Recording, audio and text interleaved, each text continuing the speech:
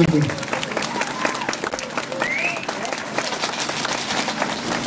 Thank you very much. We have a lot of, obviously, support from people who have problems and issues with the hospital, and we try our best to relate to that and try to get the hospital back. We have a lot of speakers, as I've mentioned, but one in particular, who is a very, very, very good friend of mine, is in the audience at the moment. He's been with Save Our Hospital for 13 years. Fantastic fella. Could you please put your hands together, please, for Keith Fisher.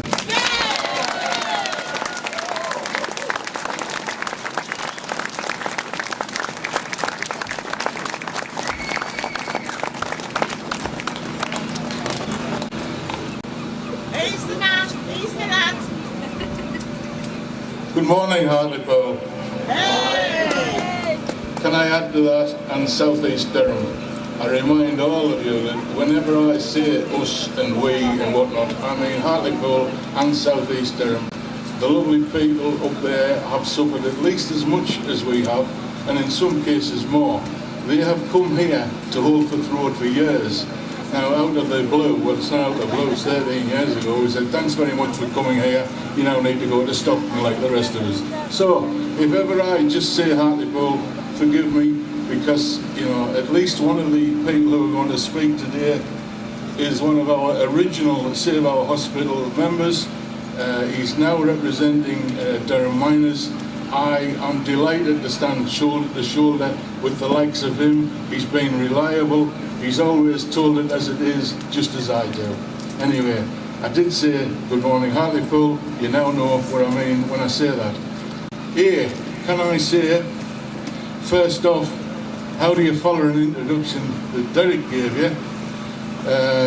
You know, I'm humbled by the fact that he's there, that he's invited me to come here and speak today. I don't have a problem with speaking, but I am conscious that often, in fact always, I say the same things. And I promise that I'm not going to go through all of those same things today, but I will say, and it's not easy to say this, I didn't organise this lovely day today. If I had, I'd arranged for it not to be drizzling with rain. But that aside, I do appreciate the work that Derek and his town of Hartlepool have done to arrange this.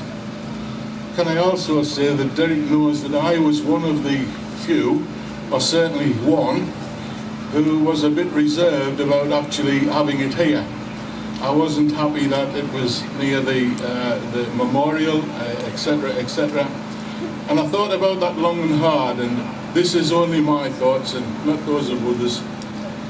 The people who are remembered on the placards there and see from here all gave their all so that we could do the likes of this. They fought for our freedom. I won't forget, and I'd like to think that we are exercising that today, and I feel that they'd be watching us at least and could well be stood at our shoulders while we're doing such things. That's enough of the introduction. We'll go on to the few words I have to say to you. And unlike John Wayne, I'm going to start with an apology. Well, I'm going to start with two apologies. The first apology is that I'm sorry that it's took me 13 years and I haven't saved the hospital. Can I say when I say I, a bit like when I say Hartlepool, I mean Save Our Hospital hasn't actually saved our hospital. The mitigation to that is there are still at least two of the bricks together up there. It is still a building, it is still viable, it is still reversible in my opinion. But it is not the hospital that we knew.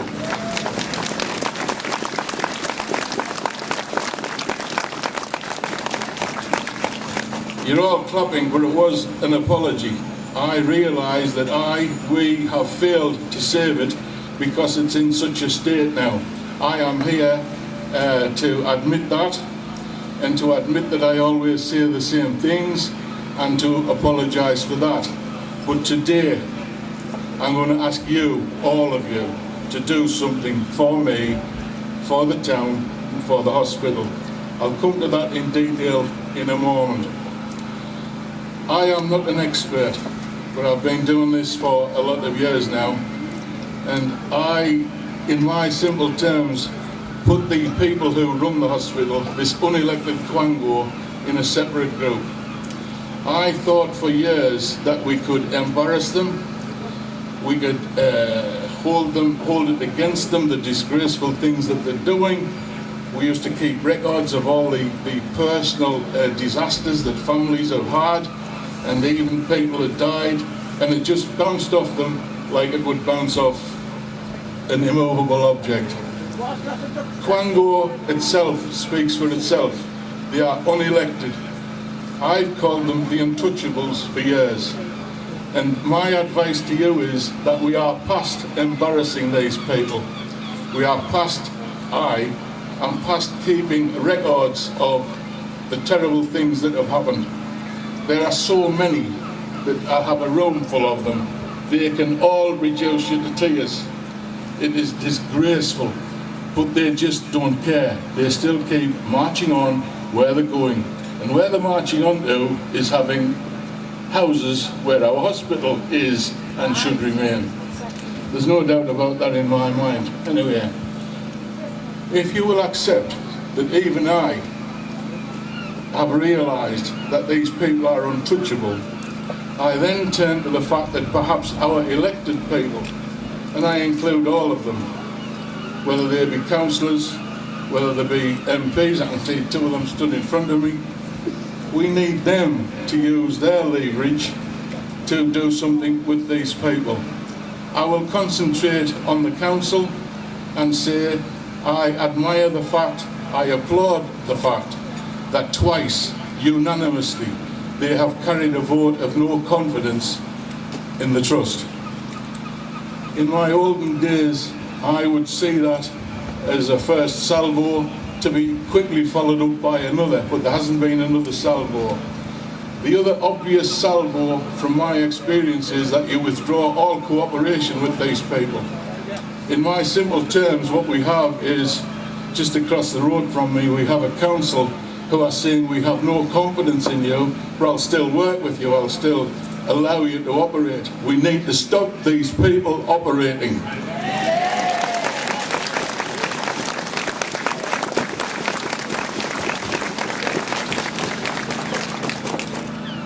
When I say we need to stop them operating, in my opinion, I'll repeat that, in my opinion, if our councillors carried another resolution which forbade any of the officers in the council to cooperate in any way with the trust, that would go to a national level immediately. It'll be another precedent.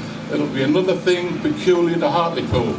Never before has there been a vote of no confidence. Certainly never before has a local authority withdrawn all cooperation with a hospital trust. I think it would disgrace them in the way that they should be disgraced, but I don't want to disgrace them because it's impossible to make them ashamed. They are shameless people, but I want to stop them working, and I do think it will. Now, as I've said to you earlier,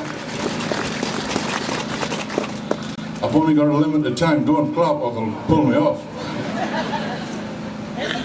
As I said to you earlier, I'm going to ask you to do something. I happen to know that perhaps down below me there's a list that has all the email addresses of all of the councillors. I want each and every one of you, and I'm looking around, I'll remember who's here. I want you all to send an email to your representative, whether it is a councillor or whether it is your MP, and say, would you support, will you propose, will you see that all cooperation is withdrawn from these people? I'll tell you now, because I have tried to move that before, we will immediately be surrounded by people who'll tell you what we can't do. I've spent 13 years surrounded by people saying you can't do that.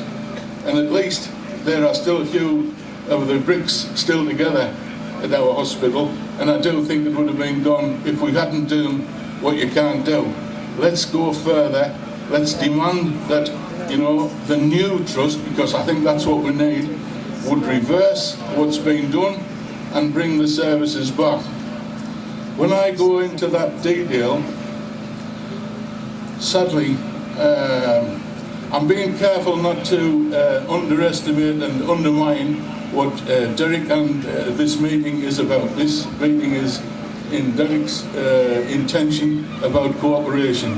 I can't help but remember that a few years ago I stood on those steps there, and there were 7 days to go before the A&E closed, and I was the only one that spoke. I don't have a problem with that, but I was.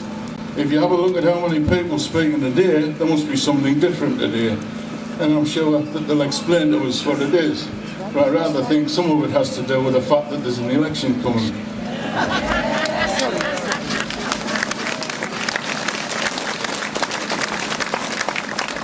It might just be the sad way that my mind works, but I am entitled to my opinion, and the fact that people who I don't even know are here speaking today must mean something. I will applaud and thank anyone who tries to help, but I won't be used to do that. Can I also say that it is important that it is no good the likes of me or the likes of one of your councillors or your MP speaking. We all need to speak, and I'd like you to all speak by, as I say, demanding. When I say the last time I spoke there was 7 days before the closure of the A&E, I distinctly remember standing there, and in my audacity I said, my God created all of this in 7 days, so surely we can save an A&E in 7 days. Well, me speaking to you as a voter, and as one of you voters, there are about 90 days to go to the next election. This is the time that we have all the cards, we have all the numbers, we have all the powers. Please use it. Please let these people know that you're going to measure them by what they do between now and May, and not what they promise to do after May and the likes of that. I've got a shed full of promises, I've got a shed full of lies, I've got a shed full of support that never existed. I need something solid. I need something to stop the trust from working. I'm conscious that I've spoke longer than I was intending to speak, and longer than Derek will be comfortable with. But can I first thank you all for attending, and can I say that I'm going to come down there and listen carefully to what other people are telling me and promising me. But the truth is, the fact that you are here says it all, and I do applaud that, and I thank you very much. Thank you. Ladies and gents, Guardian Mr. Kingfisher.